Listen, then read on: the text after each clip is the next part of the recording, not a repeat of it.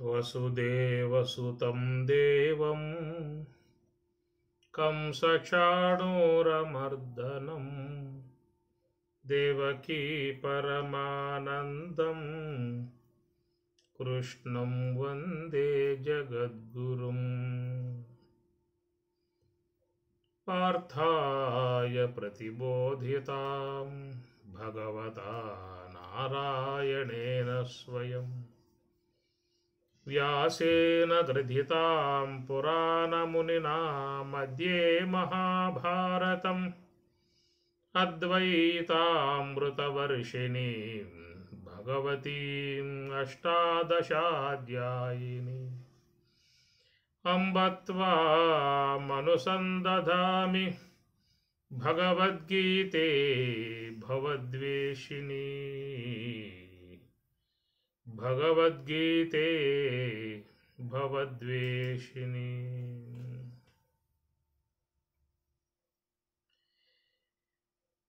అత చైనం నిత్యజాతం నిత్యం వా మన్యసే మృతం తథాపి త్వం మహాబాహో నైవం శోచితుం అర్హసి. జాతస్య హి ధ్రువో మృత్యుః ధ్రువం జన్మ మృతస్య చ తస్మాదపరిహార్యేర్థే న త్వం శోచితుం అర్హసి. అవ్యక్తాదీని భూతాని వ్యక్తమధ్యాని భారత అవ్యక్తనిధనాన్యేవ తత్ర కా పరిదేవనా. అథ చ ఏనం నిత్యజాతం నిత్యం వా మన్యసే మృతం. భగవద్గీత 2వ అధ్యాయము సాంఖ్యయోగము 26వ శ్లోకము. అథ చ ఏనం నిత్యజాతం నిత్యం వా మన్యసే మృతం తథాపి తథా అపి త్వం మహాబాహో న ఏవం శోచితుం అర్హసి. ఈ పదఛేదంలో కూడా మీరు చూసుకోండి, చక్కగా అన్ని విషయాలు మీకు తెలుస్తాయి. 27వ శ్లోకం. జాతస్య హి ధ్రువః మృత్యుః ధ్రువం జన్మ మృతస్య చ తస్మాత్ అపరిహార్యే అర్థే న త్వం శోచితుం అర్హసి. అవ్యక్తాదీని భూతాని వ్యక్తమధ్యాని భారత అవ్యక్త నిధనాని ఏవ తత్ర కా పరిదేవనా. అథ చ ఏనం నిత్యజాతం. అథ ఒకవేళ ఇంతవరకు స్వామివారు పై శ్లోకాలలో అది కత్తులచే నరకబడదు, అగ్నిచే కాల్పబడదు, జలముచే తడపబడదు, వాయువుచే శుష్కింపబడదు, నిత్యము సర్వగతము స్థాణు అచలహ అయం సనాతన అంటూ ఆత్మ యొక్క స్వరూప విశేషాలను బాగా చక్కగా చెప్పుకొచ్చిన విధానము. అయితే లోకంలో కొంత మరి అవిశ్వాసం అనేటువంటి వాదన కూడా లోకంలో ఉన్నది. ఎక్కువగా చాలామందిలో ఇది పనిచేస్తూ ఉంటుంది. అవిశ్వాస భాగమే ఎక్కువ పనిచేస్తూ ఉంటుంది. కష్టాలు వచ్చినప్పుడు, బాధలు వచ్చినప్పుడు కూడా ఏడో దేవుడు ఉన్నాడు అబ్బా, ఊరికే దేవుడు ఉంటే నాకు ఇన్ని కష్టాలు పెడతాడా, నిరంతరంగా జపం చేస్తున్నా, ధ్యానం చేస్తున్నా, రామకృష్ణ అని చెప్పి అంటూ ఉన్నా, ఇలాగా కొలిసేటువంటి యొక్క నాకే ఇన్ని కష్టాలు వస్తున్నాయి అని చెప్పానంటే అసలు దేవుడు ఉన్నాడా? ఉంటే ఊరుకుంటాడా? ఇన్ని కష్టాలు రానేస్తాడా? ఇన్ని బాధలు రానేస్తాడా అని ప్రకారంగా భగవద్ విషయంలో విశ్వాసం కలిగి ఉన్నటువంటి వాళ్ళకు కూడా సందర్భాన్ని బట్టి కొన్ని కష్టాలు వచ్చినప్పుడు సందేహించే పరిస్థితి కూడా వస్తుంది.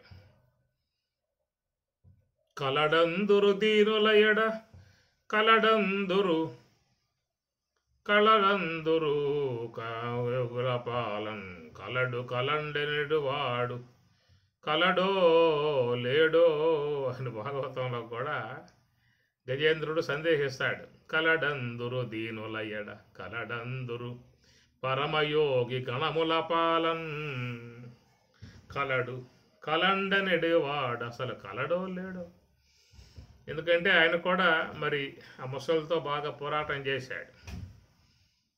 పోరాటం చేసి చివరికి ఇది మన వల్ల కాదులే అబ్బా, ఎవరో ఉన్నాడు ఈశ్వరుడు, భగవంతుడు ఉన్నాడు, ఆ ఉన్న ఈశ్వరుడికి శరణ వేడుదాము, ఆయన వేడుకుంటే ఆయన కాపాడతాడని చెప్పేసి ఒక విశ్వాస భావన పొంది ఆ విధంగా భగవంతుణ్ణి ప్రార్థించడం జరుగుతుంది. సాధారణంగా లోకంలో మానవులు అనేక కష్టాలు పడుతూ ఉంటారు. ఈ కష్టాలు పట్టడానికే వచ్చామా అన్నట్లు కొంతమందిని బాగా చుట్టేస్తూ ఉంటాయి ఈ కష్టాలు.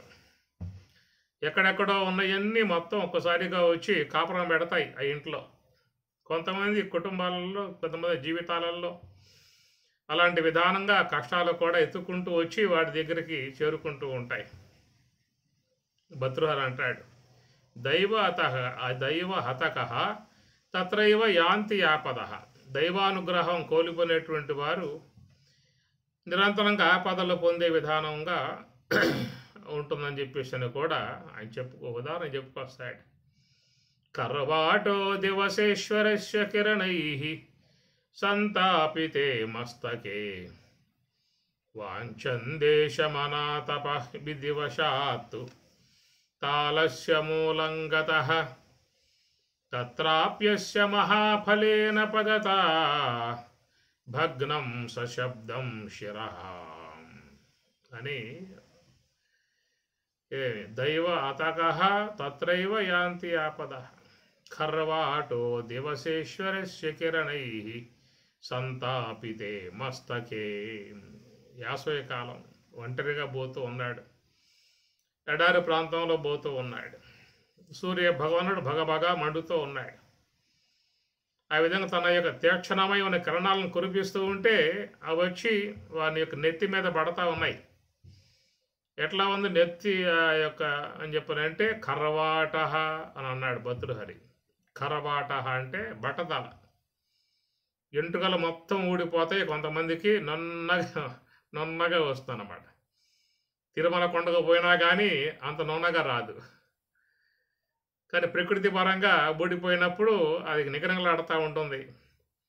కర్వాట బట్టతల. మరి ఎడారి ప్రాంతంలో పోతూ ఉంటే యాసవ కాలం తీక్షణమకు కిరణాలు వచ్చి పెడతా ఉంటే ఆ మాడు కాలిపోతూ ఉన్నది. సంతప్త కాలిపోతూ ఉంటే అనాతపహ ఎక్కడబ్బా నీడలేదా, కాసేపు శ్రద్ధ తీసుకుందాం అని చెప్పని వాంఛన్ దేశమనాతపహ. వాంఛన్ ఎక్కడైనా నీడుంటే కాస్త తల దాచుకుందాం అనేటువంటి యొక్క వాంఛన్ కోరిక గలవాడే ఉన్నాడు. ఆ విధంగా ఉన్న సందర్భంలో వానికి ఒక చెట్టు కనబడింది. తాళస్య, తాళవృక్షం అంటే తాడి చెట్టు. ఏదో ఒక చెట్టు నీడ ఉండకపోతుందా? పెద్ద పెద్ద చెట్లు కాకపోయినా తాడి చెట్టు నీడ ఉండదా? తాటి చెట్టుకు తాటి ఆకులు ఉండవా? కొంచెం నీడ పడదా అని చెప్పి అనుకొని వాడు పరుగున ఆ తాటి చెట్టు యొక్క నీడకి పోయి అక్కడ నుంచున్నాడు. విధివశాత్తు తాళస్య మూలం గతః. వాడికి విధివశాత్తు ఎదురుష్టం కొద్దీ ఏదో అట్లాగా వాడికి ఆ తల దాచుకునే విధానంగా తాడి చెట్టు దగ్గర పోయి నుంచున్నాడు. కొంచెం ఏదో నీడ ఉంటే నీడ కింద ఉంచున్నాడు. సంతోషపడ్డాడు. అమ్మా పర్వాలేదబ్బా, ఎండ తాపం తట్టుకున్నాం, ఎట్లా బయటపడ్డాం అనుకుంటూ ఉన్నాడు. తాళస్య మూలం గతః తత్రాప్యస్య మహాఫలేన. తత్రాప్యస్య తత్ర అక్కడ మహాఫలః ఆ చెట్టు మీద ఒక పెద్ద కాయ ఉందన్నమాట, తాటికాయ. ఆ తాటికాయ కూడా బాగా ఊరిందన్నమాట. లేక పుట్టిందేమో ఆ తాటి చెట్టుగా తాటికాయ. ఉన్న శక్తి అంతా దానికి పోసి పెంచుకున్నది. ఎంత పెంచుకున్నా దానికి బాల్యం పోయి యవనం పోయి వృద్ధాప్యాలు వస్తాయి కదా, అట్లాగా బాగా పండిపోయింది. ఏ పూటైనా రాలే పరిస్థితి అన్నమాట. ఆ తొడి ఇంక అట్లాగా అట్టుకొని కూసుంది. ఇంతలో పట్టు జారి ఆ తాటికాయ కాస్త తొడుగు నుంచి విడబడి ఇక భూమి మీదకి భూపతనం కావడానికి వస్తూ ఉన్నది. ఆ వచ్చే విధానంగా ఇక మనవాడు కూడా పోయి అక్కడే నుంచున్నాడు. తాటికాయ పడే చోట పోయి నుంచున్నాడు. ఈడు పోయి నుంచున్నాడు, ఆ తాటికాయ వచ్చి పడిందన. మహాఫల పతతి భగ్నం సశబ్దం శిరః. ఆ తాటికాయ బాగా లావుగా ఉంది కాబట్టి పడటంతో తలకాయ పగిలింది, తాటికాయ పగిలింది అన్నాడు. భగ్నం సశబ్దం శిరః. ఆ శిరస్సు పగిలిపోయిందట. ఏమిటాయా అంటే యాంతి ఆపద తత్రైవ దైవహతక. దైవానుగ్రహం కోల్పోతే అనేక ఆపదలు వచ్చే విధానము అని భతృహరి దైవ శతకం ఉందన్నమాట. దైవ పద్ధతి దాంట్లో చెప్పుకొస్తాడు. కాబట్టి ప్రకారంగా మానవులు అనేక దుఃఖాలకి గురయ్యే పరిస్థితి ఏర్పడుతుంది. కొంతమంది విషయాలలో అట్లా దుఃఖాలు వచ్చి చూసి ఆ విధంగా ఒక పూట 2 పూటలు ఉండి చుట్టాల్లాగా వెళ్ళిపోయేవిగా కొన్ని ఉంటాయి బాధలు. కొన్ని బాధలు అయితే ఇక అవి ఇక వచ్చి కూర్చుంటాయి, పోవు, పొమ్మన్న బావు అన్నమాట, స్థిరపడతాయి, స్థిర నివాసం చేసుకుంటాయి. అట్లా చేసుకున్నటువంటి వాటిల్లో ఒకడో ఈ ఎవరైనా చెప్పానంటే గజేంద్రుడు అన్నమాట. స్థిర నివాసం అట్లా వచ్చిపోతే పర్వాలేదు, కష్టాలు ఎవరైనా భరించుకునే అవకాశాలు ఉంటాయి. గట్టి పట్టు కూర్చుంటే ఏం చేయాలి? కాబట్టి ఆ కష్ట విషయంలో బాగా పోరాటం చేశాడు, యుద్ధం చేశాడు, కుస్తీ పట్టాడు, పోరాటం చేశాడు, ఎన్నో చేశాడు. ఇక వాడికి శక్తి లేదక, శక్తి సనగిలిపోయింది. లావొక్కింతయు లేదు ధైర్యం విలోలంబయ్యే, ప్రాణంబులుంఠావులు జచ్చే, మూర్ఛ వచ్చే తను ఉండచ్చే, శ్రమంబయ్యడిన్. ఉన్న శక్తి అంతా పోతుంది. ఇలాంటి సన్నివేశాలు సామాన్య కుటుంబాలలో ఉంటాయి. అంతే, అందరికి ఉండవని చెప్పాను, అందరికి ఉంటాయని చెప్పని కాదు. అట్లా కొంతమందిని పట్టి నిరంతరంగా పీడించే విధానంగా ఉంటాయి సమస్యలు. తట్టుకోలేక వాళ్ళు విలవలాడుతూ ఉంటారు. ఏడగ భావాలో తొయ్యదు. ఈ విధంగా అనేక కష్టాలు చుట్టుముట్టినప్పుడు మానవునికి ఒక ఉపాయం తోస్తుందన్నమాట. చివరి ఉపాయం అది. ఏమిటో ఉపాయం అని చెప్పనంటే చక్క ఆశ్రమాలకు పోతారు, సన్యాసం పూసుకుంటారు. దెబ్బతో మొత్తం ఇంకేముంది, సన్యాసం పూసుకున్న తర్వాత ఇంకేముంటాయి. ఇక కష్టాలు ఉంటాయి ఇంట్లో వాళ్ళకి తప్ప. వీడు ఒడ్డును పెడతాడు. దానికోసంగానే వీడు దానిని ఏర్పాటు చేసుకున్నాడు. సన్యాసం వల్ల మోక్షం రాదు, ఏమి రాదు. ఉన్న కష్టాల నుంచి బయటపడటానికి, ఉన్న బాధ్యతల నుంచి బయటపడటానికి చక్కటి ఉపాయం ఈ మానవుడికి ఏర్పడ్డటువంటి ఒక అంశం అన్నమాట. సాధారణంగా సన్యాసం అనేది ఎందుకు ఏర్పడిందంటే, ఈ పెద్ద పెద్ద స్వాములంతా బాగా డబ్బులు సంపాదిస్తారు, వనరులు సంపాదిస్తారు, ఆస్తులు సంపాదిస్తారు. మరి లక్షల లక్షల ఆశ్రమాలకు వచ్చి పడతాయి.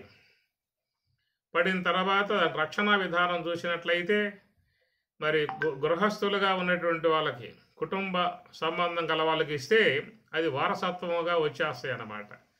బంధువులకో బిడ్డలకో ఎవరికో పోతాయి. కాబట్టి అవి కాపాడుకోవాలంటే వాటి నుంచి బయటపడాలి. ఎప్పుడైతే సన్యాసం ఇవ్వటం జరుగుతుందో ఆయనకి పూర్వనామం పోతుంది. ఇంటి పేరు, ఒంటి పేరు, పూర్వనామాలు పోతాయి. పోయి కొత్త నామం వస్తుందన్నమాట. కొత్త ఆకారం, కొత్త నామం వస్తుంది కాబట్టి పునర్జన్మగా ఏర్పడతాడు. కాబట్టి అప్పుడు ఆయన పేరు మీదకి ఈ ఆస్తులన్నీ వచ్చేయటం కారణంగా అవి ఎటు కూడా పోయే అవకాశం ఉండదు. అది బంధుత్వాలకు చెందే అవకాశాలు లేవు. పేరు మారిపోయింది కదా, రూపం మారింది, పేరు మారింది. కాబట్టి ఆ యొక్క వనరులకు భద్రత అనేటువంటిది ఏర్పడుతుంది. ఆ అంశంలో ఏర్పడేటువంటి ఒకనొక త్యాగభావమై ఉన్నటువంటి ఆకారం. రెండవది ఏంటంటే, ఈ కష్టాలు పడలేక, బాధలు పడలేక ఇక అక్కడికి పోయి సన్యాసం ముసుకున్నట్లయితే ఆయన జోలికి ఎవరు రారేక. అట్లా జ్ఞానేశ్వరుని యొక్క తండ్రి కూడా ఇంట్లో ఆ బాధలు పడలేక, దుఃఖాలు పడలేక, వేదనలు పడలేక నేరుగా పోయి సన్యాసం పుచ్చుకున్నాడు. పుచ్చుకున్న తర్వాత మళ్ళా విషయాలన్నీ కూడా బయటపడతాయి. ఆ తర్వాత గురువు వందలించి, ఎవరో నాకు అబద్ధం చెప్పావు, ఎవరు లేరని చెప్పి అన్నావు కదా, నీ కుటుంబం ఉంది కదా, నాకు చెప్పొద్దా ముందుగా అని చెప్పేసి అని ఆయన మందలించి తిరిగి మరలా సన్యాసాన్ని ఇప్పించేసి తిరిగి మరలా ఆమెకు ఆయన్ని అప్పచెప్పేస్తాడు.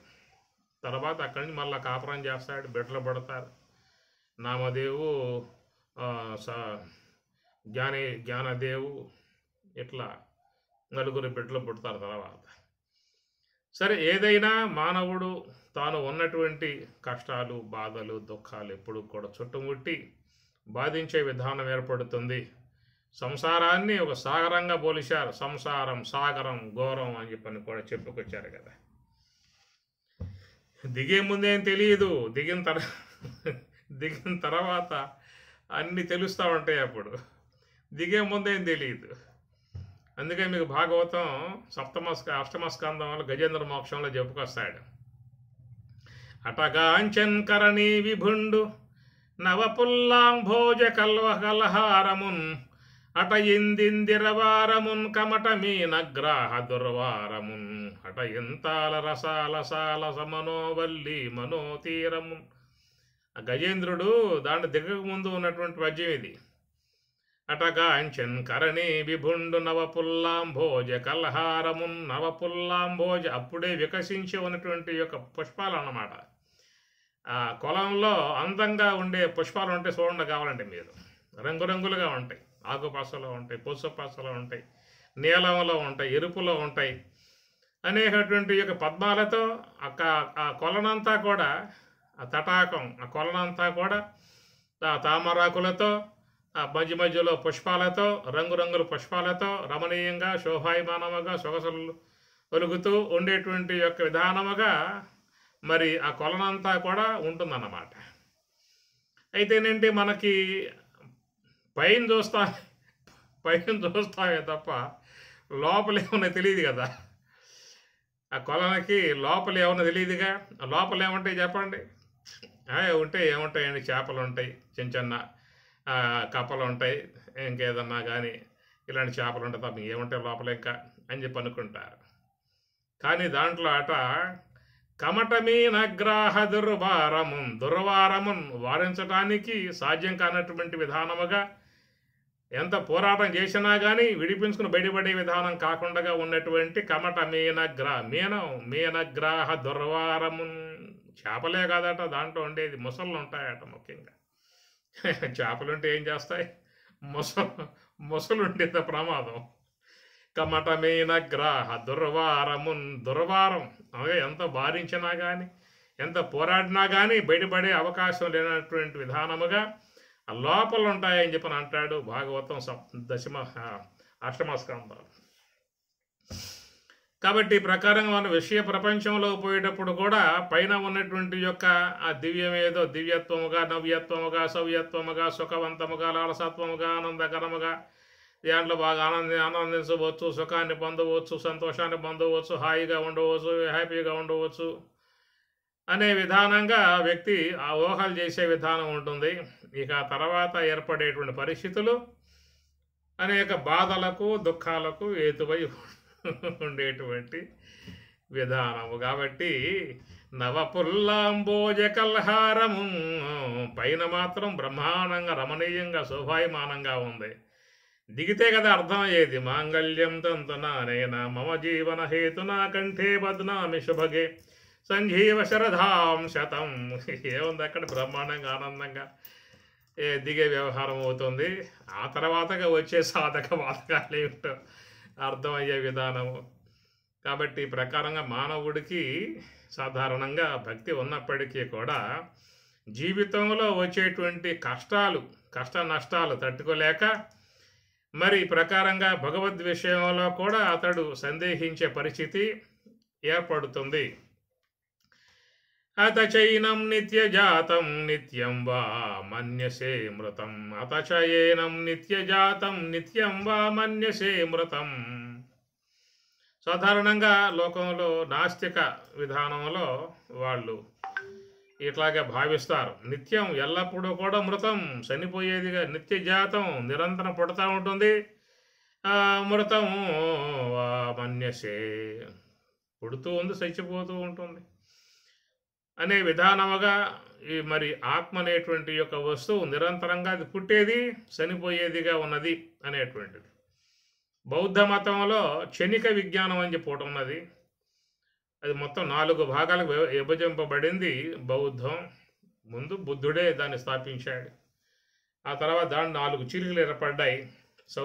సౌతరాంతికులు, వైభాషికులు, మాధ్యమికులు, యోగులుగా ఉన్నటువంటి వాటిలో క్షణిక విజ్ఞానవాదులు వారు చెప్పే వాదన కూడా నిరంతరంగా ఆత్మ అనేది పుడుతూ ఉంది, చనిపోతూ ఉంటుంది. స్థిరముగా ఉండేది కాదు, శాశ్వతముగా ఉండేది కాదు, పుడుతూ నశిస్తూ ఉండే విధానముగా ఉండేటువంటిది ఆత్మ అనేటువంటిదిగా చెప్తారు. ఇక్కడ ఆత్మభావన అని చెప్పనంటే చాలా వరకు ఈ దేహాన్ని ఆత్మగా భావిస్తారు, దేహాత్మవాదులు అంటారు. ప్రాణాత్మవాదులు అని ఆత్మ విషయంలో లోకంలో చాలామందిలో భిన్న భిన్న భావాలు ఉన్నాయి. ఆ భిన్న భిన్న అభిప్రాయాలు కలిగి ఉన్నటువంటివన్నీ కూడా ఒక మతాలుగా ఏర్పడేటువంటివి. కాబట్టి దాంట్లో బౌద్ధము, జైనము, కాపాలికము, శాక్తేయము, గణాపత్యము, ఇట్లా మరి ఆర్య సంస్కృతిగా ఆర్య సమాజము, ఇట్లా చాలా రకాలైనటువంటి బ్రహ్మకుమారి, ఇవన్నీ కూడా అనేక సాంప్రదాయాలు లోకంలో ఉన్నాయి. ఒక్కొక్కరు ఒక్కొక్క విధమైనటువంటి యొక్క అభిప్రాయంగా వాళ్ళు చెప్తూ ఉంటారు. ఒక్కొక్క మతం చూస్తే అభిప్రాయ భేదాలు వాటిల్లో ఉంటాయి. కాబట్టి ప్రకారముగా దేహాత్మవాదులు, ప్రాణాత్మవాదులు, బుద్ధ్యాత్మవాదులు వీళ్ళు కూడా ఈ విషయంలో ఆత్మ అనే విషయముగా వాళ్ళు వాదన చేస్తూ ఉంటారు. దేహం ప్రాణమపి ఇంద్రియాణ్యపి చలాం బుద్ధించ శూన్యం విదుః స్త్రీ బాలాంధజడోపమాస్త్వహమితి భ్రాంతా పురుషం వాదినః మాయాశక్తి విలాసకల్పిత మహావ్యామోహ సంహారిణే తస్మై శ్రీ గురుమూర్తయే నమయిదం శ్రీ దక్షిణామూర్తయే అని శంకరాచార్యుల వారు కూడా ఈ ప్రకారంగా లోకంలో మరి ఆత్మ యొక్క విషయంలో భిన్న భావాలు కలిగి ఉన్నటువంటి వారని చెప్పని ఆ శ్లోకంలో ఆయన బోధిస్తాడు. మాయాశక్తి విలాస కల్పిత మహావ్యామోహ, మాయాశక్తి విధానములో వాళ్ళు మహావ్యామోహానికి గురయ్యారు. వాళ్ళు ఆ మోహములో మునగటం కారణముగా, అజ్ఞానంలో మునకేయటం కారణముగా, సత్యాసత్యం యొక్క విషయాలలో వాళ్ళకి సరైనటువంటి యొక్క అనుభవం లేకుండా వాళ్ళు మాట్లాడేటువంటి మాటలు దేహం ప్రాణమపి ఇంద్రియాణ్యపి, దేహాత్మవాదులు, ప్రాణాత్మవాదులు, మనో ఆత్మవాదులు, బుద్ధ్యాత్మవాదులు, శూన్యాత్మవాదులు అని ఇట్లాగా నానా రకాలై ఉన్నటువంటి యొక్క ఆత్మతత్వ విషయంలో భిన్న భిన్న భావాలు కలిగి ఉన్నటువంటి వారు. ముఖ్యంగా చారువాకులు, చారువాక్ అంటే మంచి వాక్ అన్నమాట. ఆయన ఒక ఋషి, సనాతన సాంప్రదాయంలో ఒక ఋషిగా ఆ కాలంలో ఉన్న విధానము, ఇలాంటి వాదనలు రామాయణంలో కూడా మనకి తెలుస్తాయి. రామాయణంలో కూడా రాముని యొక్క సన్నిధిలో ఒక వ్యక్తి ఇలాంటి వాదన చేసినప్పుడు రాముడు చాలా కోపానికి గురవుతాడు. ఇలాంటి మాటలు మాట్లాడతావా అని చెప్పని. మీకు ఇది రామాయణంలో ఒక అంశం వస్తుంది. తండ్రి చనిపోయినప్పుడు అక్కడ ఆ తండ్రి యొక్క సంబంధ విషయంగా వచ్చినప్పుడు అక్కడ ఆయన గారు జాబాలి అనే వ్యక్తి నాస్తికవాదాన్ని వినిపిస్తాడు రాముడికి. రాముడు ఆ విషయం విన్నటువంటి వాడు మహాకోపానికి గురవుతాడు. కనుక అప్పటి నుంచే ఇలాంటి యొక్క నాస్తిక సంబంధమై ఉన్నటువంటి యొక్క వాదనలు అప్పటి నుంచే ఉన్నాయి, అనాదిగా వస్తున్నటువంటి. ఒకప్పుడు ఒక ప్రక్క ఆస్తికవాదం ఉంటుంది, మరొక పక్క నాస్తికవాదము ఉంటుంది. కాబట్టి ఉన్నాడు అనేటువంటిది ఒక అంశము, లేడు అనేటువంటిది మరొక అంశం అన్నమాట. ఇది మన సప్తమ స్కంధంలో వస్తుంది. నాతోడన్ ప్రతి భాషలాడెదు జగన్నాథుండు, ఈ భూత శ్రేణికి రాజు కలడె సంపూర్ణ ప్రభావుండు, మద్భ్రాతం జంపిన మున్నునే వెదకితిన్ పల్మారు, నారాయణుండు ఏ తద్విశ్వములోన లేడు మరి వాడెందుండు రా దుర్మతి అని హిరణ్యకశిపుడు కూడా అక్కడ వాదన చేస్తాడు. ఎక్కడున్నాడు రా, రమ్మని చెప్పి ముందుకన్నా ఉంటే ఒకవేళ. ఇలాంటి ఈ వాదనలు అనాదిగా వస్తున్నటువంటివే. కాబట్టి ఎవరెవరి యొక్క భావన, ఆత్మ అంటే ఏమిటి? సుఖస్వరూపము అని చెప్పాను కదా. ఆత్మ అంటే సుఖస్వరూపం, ఆనంద స్వరూపం. నువ్వు చెప్పేటువంటి యొక్క ఆనందం నాకు ఈ దేహం ద్వారా కలుగుతుందిగా. కాబట్టి దేహమే ఆత్మ, అది దేహాత్మవాదులు, వాళ్ళు నాస్తికులు అన్నారు, లేక చార్వాకులు అన్నారు, భౌతికవాదులు, వీళ్ళందరూ కూడా దేహమే ఆత్మ అనేటువంటి వాదన వాళ్ళల్లో ముఖ్యంగా ఉంటుందన్నమాట. ఇంకా దేహం కంటే విలక్షణంగా ఏమి లేదేక ఏమి.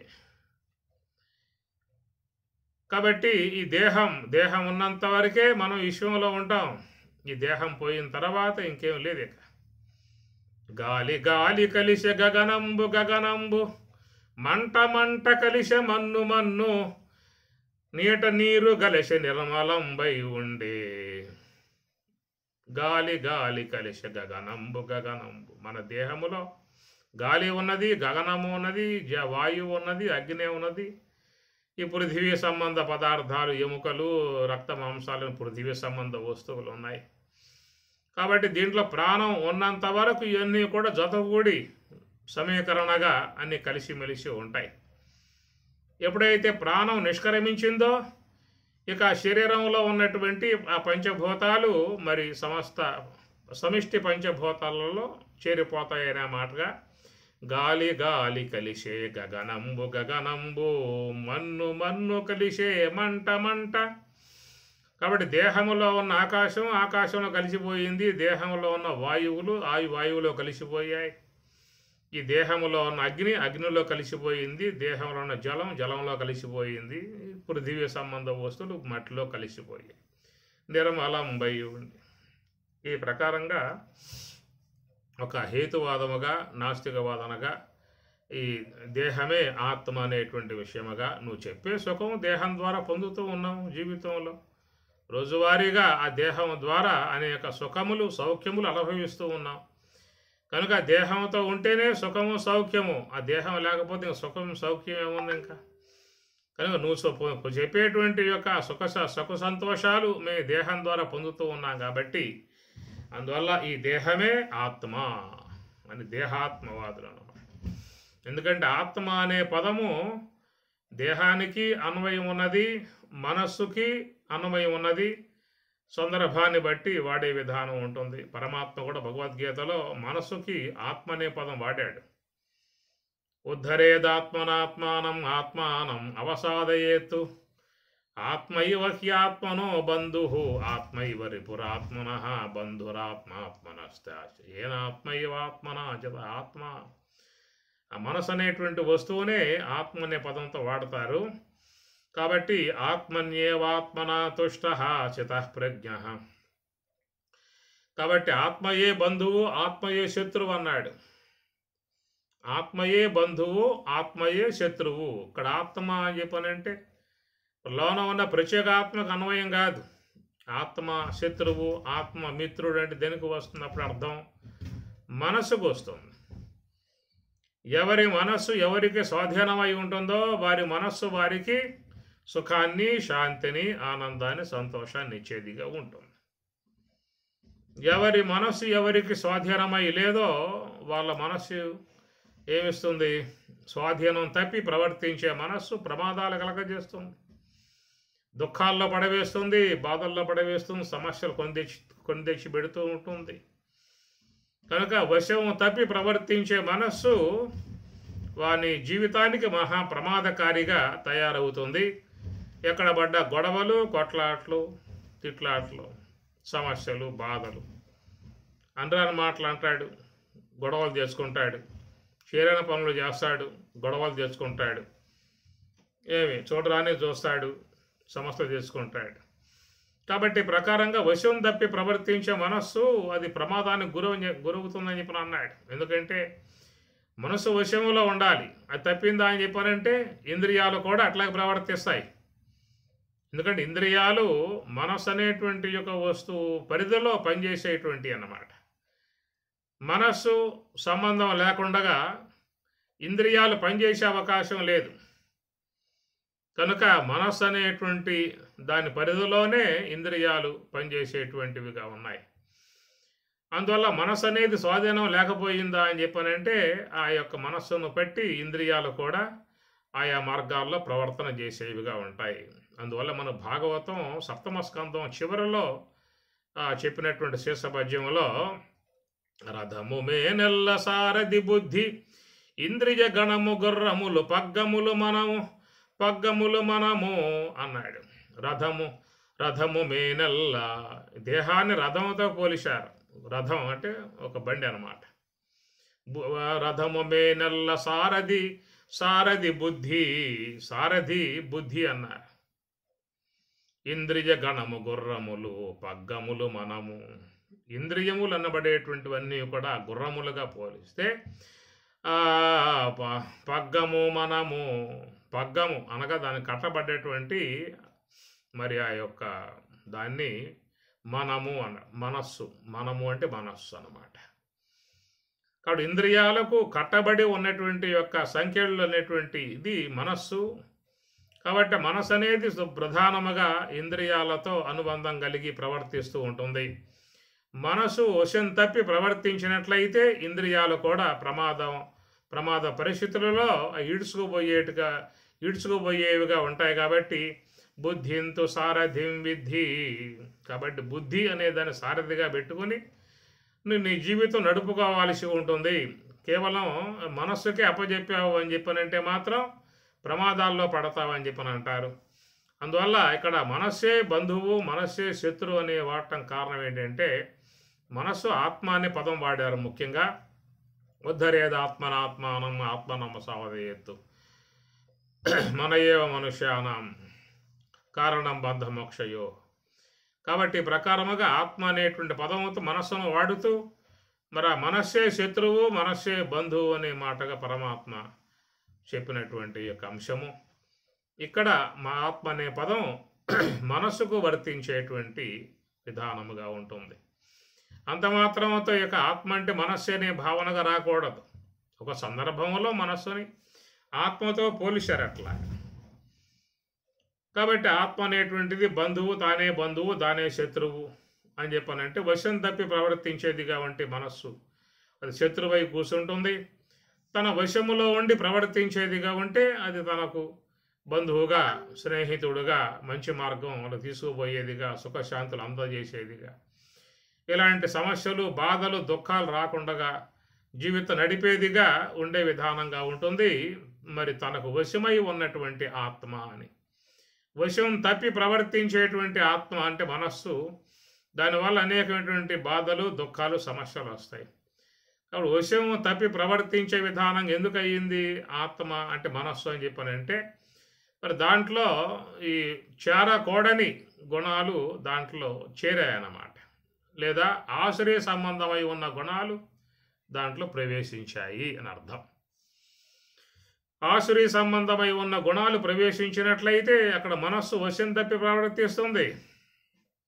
తన అధ్యయనంలో ఉండదేక, ఎందుకంటే గుణ ప్రభావాలు గుణ ప్రకోపాలతో ఇక మనసు లాగబోతూ ఉంటుంది. కాబట్టి దానివల్ల ఆ యొక్క సాధకుడు కూడా ఆ వ్యక్తి కూడా ఇబ్బంది పడే పరిస్థితి ఏర్పడుతుందని చెప్పి వశం కలిగి ఉన్నటువంటి యొక్క మనస్సు అని చెప్పనంటే దాంట్లో ముఖ్యంగా సాత్విక సంబంధమై ఉన్న గుణాలు చేరి ఉన్నట్లయితే అట్టి ఆ మనస్సు వాళ్ళకి వశమై ఉండే విధానంగా ఉంటుంది.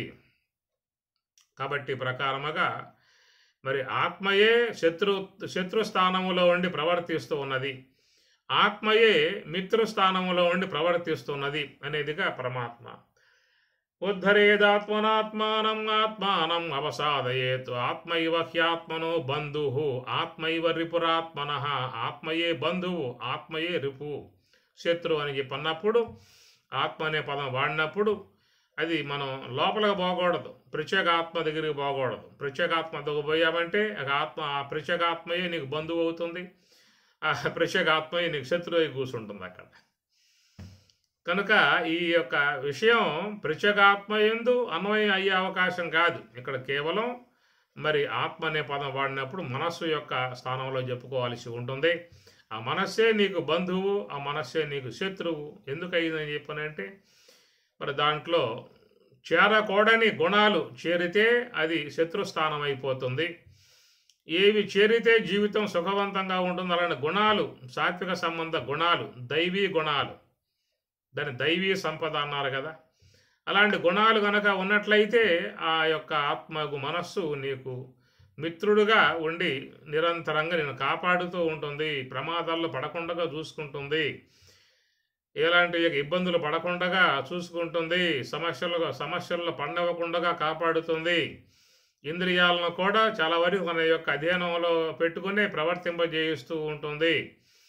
కనుక ఏ మాటలు వాడాలో గమనించుకోవాల్సి ఉంటుంది. మాట బయటికి పోయిందా అంటే అది మరి తిరిగి తీసుకునే అవకాశం లేదు అనే మాట కదా. కాలు జారితే తీసుకోవచ్చు, నోరు జారితే తీసుకోవడం కష్టం అని చెప్పని పెద్దలు చెప్పే మాట. అందుచేత మరి ఆ యొక్క విధానములో ఆ మనస్సుకు ఆత్మ అనే బంధురాత్మాత్మనస్తస్య ఏనాత్మైవాత్మన జితః అనాత్మనస్తు శత్రుత్వే వర్తేతాత్మైవ శత్రువ. అనాత్మనస్తు శత్రుత్వే అనగా అనాత్మ యొక్క వైపున ఉండి ప్రవర్తించేటువంటి యొక్క మనస్సు శత్రుత్వే అనే పదము శత్రువుగా అవుతుంది. తన మనస్సు తనకు శత్రువు, నిరంతరంగా వాడిని సమస్యల్లో పడవేస్తుంది, బాధల్లో పడవేస్తుంది, దుఃఖాల్లో పడవేస్తుంది, అశాంతికి గురి చేస్తుంది, ఏడిపిస్తుంది, బాధ పెడుతుంది, స్థిమితం లేకుండా చేస్తుంది, నిలకడ లేకుండా చేస్తుంది, నిద్రపోనివ్వకుండా చేస్తుంది, తలకాయ అంతా వేడెక్కిపోతుంది వాడికి. ఎందుకు వస్తాయి బీపీ షుగర్ లాంటివన్నీ కూడా ఇతర జీవులకు లేవే అవన్నీ కూడా. పశువులకు ఉన్నాయా, పక్షులకు ఉన్నాయా, ఇతర జీవులకు ఉన్నాయా, గోవులకు ఉన్నాయా, బర్రెలకు ఉన్నాయా? లోపల ఎన్ని లేవు జీవులు. వాటికి ఏమన్నా షుగర్ బీపీలు ఏమన్నా పెరిగి పరిస్థితి ఏమన్నా వాళ్ళకి ఏమన్నా? ఏదీ లేదు, అన్నీ హాయిగా జీవిస్తూ ఉన్నాయి. కారణం ఏంటంటే టెన్షన్ లేదు వాటికి, మానసిక ఒత్తిడి లేవు వాటికి, సంసార బాధలు లేవు వాటికి. కమ్మగా తిన్నాయా, ఏదైనా కాస్త పాలు ఇచ్చాయా, పడుకున్నాయా, అంతవరకే తప్ప ఇంత విపరీతముగా ఆలోచనలు, ఇంత విపరీతముగా సంకల్పాలు, విపరీత స్థాయిల్లో మానవుడు ఆలోచన చేస్తూ ఉంటాడు. అంత అవసరం లేదు. ఎంతవరకు జీవితంలో మనం మనసును వాడుకోవాలో అంతవరకే వాడుకోగలిగేటువంటి యొక్క నైపుణ్యత, వివేకము అనేది వ్యక్తికి ముఖ్యంగా రావాలన్నమాట. కనుక ఏ మేరకు అవి వాడుకోవాలి అనేటువంటి ఒక చక్కటి సమన్వయమై ఉన్నటువంటి జ్ఞానం మనం ఇంట్లో కూడా మరి ఇంట్లో ఉన్నటువంటి వస్తువులు కూడా పరిమితంగా వాడుకుంటూ ఉంటాం. ఏదైనా అవసరం పడితే వాడుకుంటూ ఉంటాం. అట్లాగా మనకి ఇంట్లో ఉన్న వస్తువులు మరి ఫ్యాను అవసరమైతే వేసుకుంటాం, ఏసీ అవసరమైతే వేసుకుంటాం, టీవీ అవసరమైతే పెట్టుకుంటాం. ఈ విధంగా ఇంట్లో ఎన్నో ఉన్నాయి వస్తువులు. అవన్నీ ఇప్పుడు ఊరకే స్విచ్ ఆన్ చేసి కూర్చోబెడతామా? లేదు కదా. అవసరమైనప్పుడు వాడతాం, లేదా కట్టేస్తాం. ఇది అందువల్ల ఇంట్లో ఉన్నటువంటివి ఎట్లా వాడుకోవాలో, ఏ విధంగా వాడుకోవాలో, ఎంతవరకు వాడుకోవాలో, ఏ మేరకు వాడుకోవాలో అనేటువంటి జ్ఞానం అందరికీ ఉన్న విషయమే. అది ఇంట్లో ఉన్న విషయం. ఇది ఒంట్లో ఉన్న విషయం ఇక్కడ రావాలన్నమాట. ఒంట్లో మన శరీరంలో ఉన్నటువంటివి వాటిని కూడా ముఖ్యంగా మనస్సు అనేది ప్రధాన అంశం, కన్నులు ప్రధాన అంశం, అట్లనే వాక్కు కూడా ప్రధాన అంశమే. మరి వాక్కు కూడా ఎంతవరకు ఆ వాక్కులు మనకు అవసరమో, ఏ మేరకు అవసరమో, ఎప్పుడు ఎలాంటి వాక్కులు మాట్లాడాలో, ఎలాంటి మాటలు మాట్లాడితే ఇతరులతో ఇబ్బంది లేకుండా ఉంటుందో అనే ఒక సంయమన భావనతో ఆ వాక్కును కూడా వినియోగింపజేసుకునే దాంట్లో నైపుణ్యత చాలా ముఖ్యం అక్కడ. ఎందుకంటే మనకున్న ఇంద్రియాలలో ఈ వాక్ అనేది చాలా ప్రభావవంతమై ఉన్నటువంటిది. దానివల్ల చాలా సమస్యలు వచ్చే అవకాశం ఉంటుంది. కాబట్టి దాని విషయంలో సంయమనము. కొంతమంది అయితే మాట్లాడేస్తామంటారు, అరే ఎదుటివాడు బాధపడతాడేమో, నొచ్చుకుంటాడేమో, ఏదన్నా వాడు మానసికంగా కుంగిపోతాడేమో మన ఈ మాటలు అంటున్నాం కదా అని కొంతమంది ఆలోచన చేస్తారు. అలాంటి మాటల జోలికి పోకుండా అవి లోనే అణిసివేసి మంచిగా మాట్లాడే విధానం కొంతమంది చేస్తారు. కొంతమందికి ఏంటంటే ఇక వచ్చినట్లుగా వాడేస్తుంటారు మాటలు. ఇవన్నీ కూడా సంయమనం లేని విధానముగా మన శరీరం నుంచి ఉన్నటువంటివన్నిటిని కూడా వాడుకోవటంతో అవన్నీ కూడా మనకేమవుతుంది చివరికి అని చెప్పనంటే శత్రు స్థానాలకు వచ్చి కూర్చుంటా ఉన్నాయి. ఆ తర్వాత జీవుడికి శాంతి సుఖం లేకుండా అలమటించే పరిస్థితి ఏర్పడుతుంది. కనుక చాలా వరకు మనం మరి ఇంద్రియాలు తత్సంబంధమై ఉన్న మనస్సు వశం తప్పి పట్టు తప్పి ప్రవర్తించే విధానంగా ఉన్నప్పుడు దానివల్ల మరి అనేక బాధలు సమస్యలు మనం గమనించుకోవాలి. లోకంలో చాలా వరకు ఇలాంటి విషయాలలో అవగాహన లేని విధానంగా ప్రవర్తించడం కారణంగానే చివరికి పశ్చాత్తాపాలకు గురవుతాం, బాధలకు గురవుతాం. అయ్యో అట్లాగా, అయ్యో ఇట్లాగా, ఏదో పొరపాటు అయిపోయింది, మన్నించండి, క్షమించండి, ప్రాధేయపడటం, కాళ్ళ వేళ్ళ పడటం జరుగుతూ ఉంటాయి. ఇది పరమాత్మ అన్నమాట గీతలో. శత్రుత్వే వర్తే శత్రుత్వే వర్తే బంధుత్వే బంధుత్వముగా ప్రవర్తించే విధానం. అక్కడ ఆత్మ అనే పదం వాడారు. అటనే మరి ఆత్మ అనే పదం మరొక సందర్భంలో ఈశావాస్యములు అయితే దేహానికి వాడారు. ఆత్మ అనే పదం దేహానికి వాడారు అక్కడ. అసూర్యానామతే లోక అంధేన తమసా వృతా తాన్ తే ప్రేత్యాభిగచ్చంతి ఏకేచ ఆత్మహనః జనాః. ఆత్మహనః అన్నాడు, ఆత్మహంతకులు అన్నాడు. ఆత్మహనః, ఆత్మ చనిపోయేది ఏముంది, ఆత్మహత్య అనే పదం వాడుతూ ఉంటారు, ఆత్మహంతకులు అనే పదం వాడుతూ ఉంటారు. కాబట్టి ఆత్మ అనే పదము దేహానికి కూడా అర్థం చెప్పుకొచ్చే విధానం అనేది ఉంటుంది. అందువల్ల సందర్భానుగుణ్యముగా అది లోకంలో వాడబడతా ఉన్నాయి. దేహాత్మవాదులు, పుత్రాత్మవాదులు, కలత్రాత్మవాదులు. ఎందుకంటే ఆత్మ అనేది సుఖస్వరూపం అని చెప్పి అన్నారు కాబట్టి ఆ సుఖం అనేది దేని ద్వారా పొందుతూ ఉన్నామో అదే ఆత్మ అనేది ఒక మనస్సుకి ఆ విధంగా వచ్చేసిందన్నమాట. ఎందుకంటే లక్షణం, ఒక లక్షణం చెప్పినప్పుడు ఆ లక్షణం ఇతర వాటిల్లో కూడా చేరి ఉన్నట్లయితే దానిని అతి వ్యాప్తి దోషము అని చెప్పని అంటారు. ఆత్మ అంటే ఏమిటండి? సుఖ స్వరూపం, ఆనంద స్వరూపం అనే మాట వాడారు. అది వాడినప్పుడు ఏమవుతుందని చెప్పనంటే దానివల్ల అతి వ్యాప్తి దోషం వస్తుంది. అతి వ్యాప్తి అంటే తాను చెప్పిన లక్షణం మరొక దాని యందు కూడా భాషిస్తూ ఉన్నప్పుడు అదే తాము చెప్పినటువంటిదిగా భావించుకునే అవకాశం ఏర్పడుతుందన్నమాట. ఇద్దరు అయ్యవార్లు చెట్టు కింద కూర్చుని ముచ్చడించుకుంటూ ఉన్నారు. అయ్యా, లోకంలో మహాపూజ్యమై ఉన్నటువంటి యొక్క ప్రాణి గోమాత. కృష్ణ పరమాత్మంతటి మహానుభావుడే గోరక్షణ కలిగి ఉన్నాడు కాబట్టి ఆ గోమాత చాలా మరి పుణ్యజీవి, సమస్త దేవతల నిలయమై ఉన్నటువంటిది. గోవుకు నమస్కారం చేస్తే మరి సమస్త దేవతలు నమస్కారం చేసినంత పుణ్యం వస్తుంది అని ప్రకారంగా గోవు గురించి వాళ్ళు ఎంతో గొప్పగా చెప్పుకుంటూ ఉన్నారు. చెప్పుకుంటూ ఉంటే అక్కడే మరొక వ్యక్తి ఇదంతా విన్నాడు. అయ్యా, గోవు గురించి చెప్పారు, నాకు చాలా ఆనందం వేసి సంతోషం కలిగింది. నేను ఆ గోవుకు నమస్కారం చేయాలి, ముఖ్యంగా పుణ్యం సంపాదించుకోవాల్సి ఉంటుంది. కనుక ఆ గోవు ఎక్కడుంటుందో చెప్పండి, ఎప్పుడు చూడాల జీవితంలో. కనుక ఆ గోవు ఎట్లా ఉంటుందో చెబితే పోయి నమస్కారం చేసుకుంటాను అని చెప్పని అన్నాడు. అనగానే వానికి ఆ గో అనే దానికి యొక్క లక్షణం చెప్పాలి. ఇక్కడ లక్షణం చెప్తే మరి దాన్ని బట్టి వాడు గుర్తించే అవకాశం ఉంటుంది. కాబట్టి వాళ్ళు ఏం చేశారని చెప్పానంటే, అయ్యా, గోవు అంటే ఏం లేదురా, దాని కొమ్ములు ఉంటాయి, ముఖ్యంగా 2 కొమ్ములు ఉంటాయి. ఆ కొమ్ములో ఉన్నటువంటి దానినే నువ్వు గోవుగా తెలుసుకో, నమస్కారం చేసుకో, పుణ్యం సంపాదించుకో, పోరా అన్నాడు. అందుచేత మరి ఆడు విన్నాడు కదా, ఏంటంటే గోవు అంటే కొమ్ములు ఉంటుంది, కొమ్ములుంటే గోవే అని చెప్పి అనుకున్నాడు. కొమ్ములు గోవుకే ఉంటాయా? ఇంకా దేనికి ఉండవు. లక్షణం చెప్పాడు అంతవరకే. ఎదురుగా వస్తువు లేదు కాబట్టి లక్షణం చెబితే దాన్ని గుర్తించే అవకాశం ఉంటుంది కనుక చెప్పడంతో వాడు లక్షణం పట్టుకుని బయలుదేరాడు. పోతా ఉండగా దారిలో ఒక ప్రాణి ఎదురయ్యింది. ఎదురైతే దానికి కొమ్ములు ఉన్నాయి.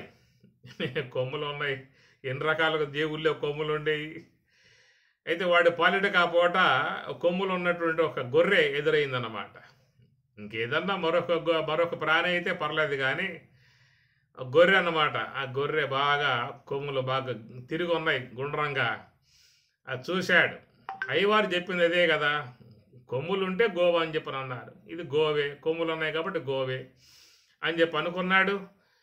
కాబట్టి ఇప్పుడు మనం నమస్కారం చేద్దాం, పుణ్యం సంపాదించుకుందాం అని చెప్పని వినమ్రుడై, విధేయత గలవాడై, భక్తి శ్రద్ధలు గలవాడై, శిరస్సు బాగా వంచి బాగా దండం పెడతా ఉన్నాడు. ఆ దండం పెడతా ఉంటే అది చూసిందనమాట. వీడు నాకు పోటీగా వచ్చాడరా అని చెప్పేసి అని ఆ కాలు బాగా దువ్వి ఒక్క పోటు పొడిచింది ఆ పన్నే పోయి వాడు తలకాయతో. ఆ దెబ్బతో వాడికి ఆసుపత్రి పాలైపోయాడు. అందువల్ల ఏంటంటే ఒక లక్షణం చెప్పినప్పుడు ఆ లక్షణం దానివల్ల అతి వ్యాప్తి దోషము అని వేదాంతంలో చెప్పుకొచ్చే మాట. అతి వ్యాప్తి దోషము, అవ్యాప్తి దోషము, అసంభవ దోషం అనే 3 ఉంటాయన్నమాట. వేదాంత పరిభాషలో తాత్విక చింతన చేసేటువంటి వాళ్ళు ఈ 3 గ్రహించుకోవాల్సి ఉంటుంది. కనుక తాను చెప్పినటువంటి యొక్క అంశము మరి అది అతివ్యాప్తి దోషం రావచ్చు, అవ్యాప్తి దోషం రావచ్చు, లేదా అసంభవ దోషం రావచ్చు అన్నమాట. ఈ మూడింటికి ఈ 3 దోషాలకు అనుగుణ్యము కాకుండా ఉండేటువంటి నిర్దుష్టమై ఉన్నటువంటి యొక్క విషయం చెప్పినప్పుడే వాడు మరి ఆ వస్తువుని యథాతథంగా పొందే అవకాశం ఉంటుంది తప్ప, లేకున్నట్లయితే తాను చెప్పింది ఒకటైతే వాడు పొందేది మరొకటిగా ఉండే అవకాశం ఉంటుందన్నమాట. అది కలకండరా అన్నాడు. కలకండ చాలా బాగా ఉంటుంది, తింటే ఎంతో మాధుర్యంగా ఉంటుంది. నువ్వు చప్పడించాలే కానీ దాని రసాలన్నీ కారుతా ఉంటాయిరా. ఎంత అద్భుతంగా ఉంటుంది కలకండ. పటికి బెల్లం అని చెప్పి అంటారు, కలకండ అంటారు. చాలా బాగా ఉంటుంది, తింటూ ఉంటే అంతే. నీకు ఆనందమే ఆనందం, సంతోషమే సంతోషం అని చెప్పని వాడు బాగా పొగిడాడు ఆ పని. రే నాయనా, నేను తింటాను, ఆ వస్తువు తింటాను, అది ఎట్లా ఉంటుంది చెప్పరా అన్నాడు. ఎట్లా ఉంటుంది ఏమిట్రా, తెల్లగా ఉంటుంది అని చెప్పాను అన్నాడు. తెల్లగా ఉండేది కలకండ, అయితే తింటా అని చెప్పన్నాడు. పోయి ఆపడిని పోతే అక్కడ విభూది గడ్డ ఉందన్నమాట. విభూది గడ్డ కూడా ఎట్లా ఉంది, తెల్లగా ఉంది. అది నోట్లో వేసుకున్నాడు. ఎట్లా ఉంది అబ్బా నోరు, వాడు చెప్పింది వేరు, ఇది ఎట్లా ఉంది ఏంటి. వాడేం చెప్పాడు, తెల్లగా ఉండి కలకండ, నోట్లో వేసుకుంటే కరుగుతుంది, చప్పడిస్తే కరుగుతుంది, బాగా మాధుర్యంగా ఉంటుంది, సంతోషంగా ఉంటుంది, తీయగా ఉంటుంది, ఎన్నో చెప్పాడు వాడు. ఇది ఎట్లా ఉంది, చప్పగా ఉంది ఏంటి ఇది అని చెప్పనే భావం అన్నమాట.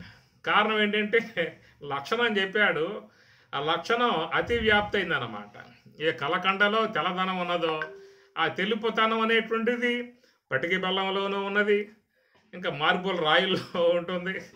కంకరాలు కొన్ని కూడా తెల్లగా ఉంటాయి. ఈ తెల్లగా ఉండే లోకంలో చాలా ఉంటాయి అన్నమాట. కాబట్టి ఆ ప్రకారంగా లక్షణం చెప్పినప్పుడు ఆ లక్షణం ద్వారా అతి వ్యాప్తి ఏర్పడ్డప్పుడు తాను ఏ వస్తువు పొందాలో ఆ వస్తువు పొందకుండా మరొక వస్తువుకి దగ్గరయ్యే పరిస్థితి ఏర్పడుతుంది అన్నమాట. ఈ విషయమై మీకు చూసినట్లయితే జో సుఖ నిత్య స్వరూప్ అవి అని మనకి విచార సాగరంలో నిశ్చలదాసు పండితుడు ఆత్మ యొక్క విషయమై ముందు ఎత్తుకోవడం ఇదే ఎత్తుకుంటాడు. మీరు జో సుఖ నిత్య స్వరూప ప్రకాశనామ రూప ఆధార్ అని చెప్పి శ్లోకం చెప్పుకుంటూ నిశ్చలదాసు పండితుడు ముందెత్తులో విచార సాగరంలో మొట్టమొదటిగా ఈ అతి వ్యాప్తి, అవ్యాప్తి, అసంభవ దోషం అనబడేటువంటి విధానం నుంచి ఆయన ప్రయాణం కొనసాగించడం ఆరంభం చేస్తాడు.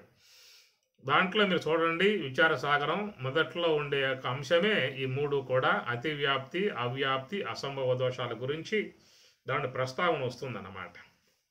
కాబట్టి ఆ ప్రకారముగా ఒక లక్షణం చెప్పినప్పుడు ఆత్మ అంటే ఏమిటయ్యా, ఆత్మ సుఖస్వరూపం, ఆత్మ ఆనంద స్వరూపం అని ఆ సుఖస్వరూప లక్షణం చెప్పాడు. ఆ సుఖస్వరూప లక్షణం చెప్పినప్పుడు అయ్యా నువ్వు ఆత్మ అంటే సుఖస్వరూపం అని చెప్పన్నావు కాబట్టి మేము ఆ సుఖాన్ని దేహం ద్వారా పొందుతూ ఉన్నాము. దేహమే ఆత్మ. ఏమి దేహం ఉంటేనే నీకు ఏదైనా పొందే అవకాశం, ఆనందించే అవకాశం, సంతోషపడే అవకాశం, సుఖాన్ని పొందే అవకాశం. దేహం లేకుండా ఎట్లా సుఖాన్ని పొందుతావా నువ్వు? దేహం ఉంటేనే సుఖాన్ని పొందేది.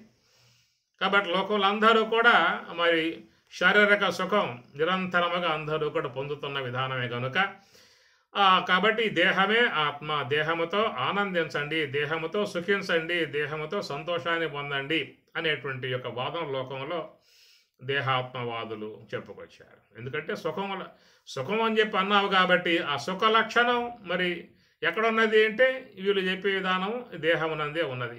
దేహాత్మవాదులు, కళత్రాత్మవాదులు వాళ్ళు కూడా నిలయ కళత్రాత్మవాదులు చెప్పే మాట, కళత్రం అనగా భార్య, ఆమె ఉంటేనే ఏదైనా జీవితంలో సుఖంగానే సంతోషంగానే ఉండే అవకాశం ఉంటుంది తప్ప ఆమె లేకపోతే ఏముంది, మోడు బారిన చెట్టు అయిపోతుంది జీవితం. కాబట్టి ఈ ప్రకారంగా వాళ్ళు వాదన ఒకటి తీసుకొచ్చారన్నమాట వాళ్ళు. కావాలంటే చూసుకోండి, శ్రీ మహావిష్ణువు కూడా అమ్మవారిని వక్షస్థలంలో పెట్టుకున్నాడు. పరమశివుడైతే ఏకంగా తన దేహం సగభాగంగా ఆమెకి ఇచ్చేశాడు. బ్రహ్మదేవుడైతే తన యొక్క వాక్కు ఎందు పెట్టుకున్నాడు. కాబట్టి ఈ ప్రకారం అంతటి మహానుభావులే మరి ఆ విధంగా ఆనందిస్తున్న విధానం, సంతోషిస్తున్న విధానం. కాబట్టి లోకంలో అలాంటి విధానముగా ఉన్నట్లయితేనే మానవుడి జీవితం సుఖపడే అవకాశం ఉంటుంది. అది కనుక లేకపోయిందంటే నిరంతరంగా కూడా బాధపడే పరిస్థితి, దుఃఖపడే పరిస్థితి ఏర్పడుతుందని చెప్పిన భావనగా మరి ఇది ఒక వాదన, లోకంలో కలత్రాత్మ వాదన కూడా ఒకటి ఏర్పడింది. ఈ ప్రకారంగా పుత్రాత్మ వాదన, ధనాత్మవాదులు వాళ్ళు కూడా ఉన్నారు. ధనమే ఆత్మ అంటే, ఎందుకంటే ధనం ఉంటే సుఖం. ధనమేరా అన్నిటికీ మూలం. ధనం లేకపోతే ధనం లేకపోతే ఏముందయ్యా, నువ్వు ఏం కావాలన్నా మొత్తం వచ్చి కూర్చుంటాయి నీ ముందు.